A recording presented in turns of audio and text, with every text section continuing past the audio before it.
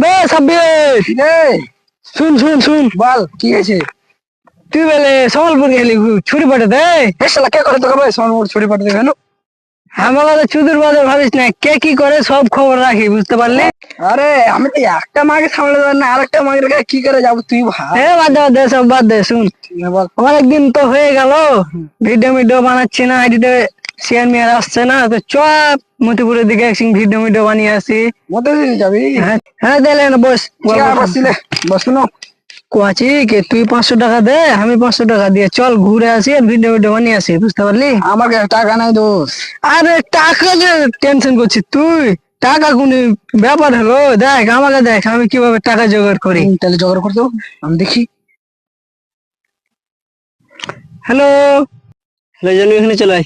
আরে ঠিক আছে ঠিক আছে, আসছি। দেখলি আমার বন্ধুকে ফোন লাগালাম, চল তিনজন মিলে ঘুরে আসি। চল তাহলে তিনজন ঘুরে আসি, চল তো।